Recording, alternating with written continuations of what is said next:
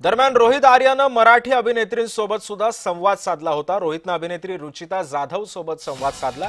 चित्रपट निर्माता असल्याचं त्यानं सांगितलं आणि तिला संपर्क केला. चित्रपट तयार करत असल्याचं सुद्धा खोटं सांगितलं आणि असा संपर्क साधत त्यानं त्या रुचितासोबत संवाद साधला. अभिनेते गिरीश ओक, उर्मिला कानेटकर या स्टुडिओमध्ये सुद्धा भेट त्यांनी दिली असल्याचं सुद्धा त्यानं रुचिताला सांगितलं होतं.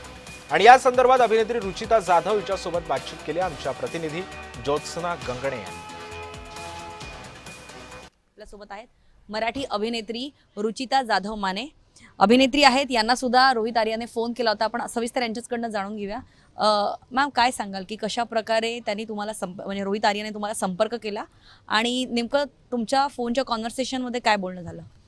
त्यांनी मला 4 ऑक्टोबरला मेसेज केलेला. सर्वात प्रथम म्हणजे मी 2010-11 साली याला एका स्टुडिओमध्ये भेटलेले, जिकडे मी डबिंग करायला गेलेले रोहित आर्याला.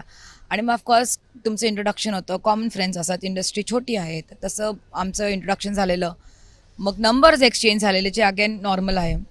आणि त्यानंतर कधीच संपर्क नाही, मी कधीच त्या माणसाला भेटले नाही. त्यांनी मला 4 ऑक्टोबरला मेसेज केला की मला भेटायचं आहे, मला डिस्कस करायचं आहे एका चित्रपटाबद्दल.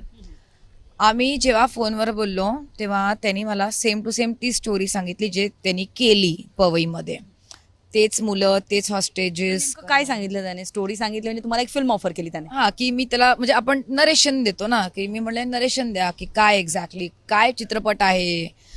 मग त्यांनी मला सांगितलं की वेनेसडे मूवी बघितलाय का, तशी ती स्टोरी लाईन आहे की एक खेरचा नसरुद्दीन शाह. येस, की एक नॉर्मल माणूस, एक नॉर्मल सिव्हिलियन, आपलं त्याला त्याचे पेन्स, त्याचे जे काय प्रॉब्लेम्स आहेत ते मांडायचे आहेत आणि कोण ऐकत नाही आहे.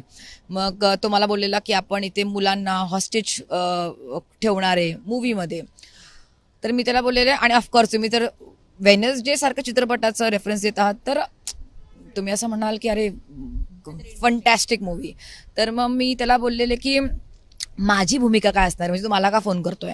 तेव्हा तुम्हाला बोललेला की एकतर टीचरसाठी जिथे स्टुडंट्स बरोबर किडनॅप होते, किंवा एक पेरेंट जिकडे तुम्ही कन्व्हे करताय किडनॅपरला जे काय म्हणायचं आहे ते. आणि मी त्याला बोलले ठीक आहे, मी विचार करते ना, गेट बॅक टू यू. तेव्हा तुम्हाला बोलला की आपण भेटूयात, जे नॉर्मल आहे. म्हणजे तुम्ही फोनवर नरेशन ऐकता, मग तुम्ही भेटता, प्रॉपर नरेशन ऐकायला तुम्ही बजेट डिस्कस करता. आणि मला तो खूप जेन्युइन वाटला बोलताना. म्हणजे असं कुठे मला वाटलं नाही की त्याच्या मनात हे प्लॅनिंग चालू आहे. कारण का बजेटला पण घेऊन जेव्हा आमचं डिस्कशन त्या कॉलवर झालेलं, माझ्याकडे आयफोन आहे त्याच्यामुळे ते रेकॉर्ड होत नाही आयफोनवर, तर तेव्हा पण तुम्हाला बोललेला बजेट खूप लो आहे. आणि जेव्हा तुम्ही असं ऐकता तेव्हा तुम्हाला असं वाटतं की अरे खरंच, म्हणजे काय खोटं बोलत नाही आहे माणूस, खरंच जेन्युइन बोलत असेल. आणि तुम्हाला हे पण बोललेला की बाकीच्या मुलांना पण मी ऑडिशन द्यायला बोलवणार आहे, तेव्हाच मी तुला कॉन्टॅक्ट करतो. मी बोलले हां ठीक आहे, तोपर्यंत मला वेळ पण मिळेल विचार करायला. त्याचा मला मेसेज 23rd आला की 27, 28 का 29 किंवा तुला जमणार यायला. तर मी त्याला 28 तारीख सांगितली. त्याचा सोमवारी मला मेसेज आला की तू उद्या किती वाजता पोहोचणार आहेस.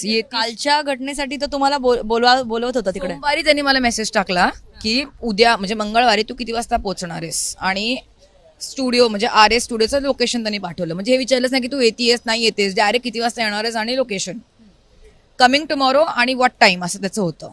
आणि लोकेशन पाठवलं त्यांनी. तर मी त्याला बोलले की माझे जे सासरे आहेत राजेंद्र माने, ते HN रिलायन्समध्ये ॲडमिट होते, त्याच्यामुळे अख्खं घर केऑटिक होतं. आणि आम्ही तिथे सगळेजण होतो, काही लोक घरी होते आणि टू अँड फ्रो चालू होतं. त्याच्यामुळे मी त्याला म्हणाले की म्हणजे ऑफकोर्स मला फॅमिलीला प्रेफरन्स द्यायचा होता की मी येऊ शकत नाही, कारण का माझ्या घरी असं सिच्युएशन झालेली आहे. ते काय खरं मी त्याला सांगितलं.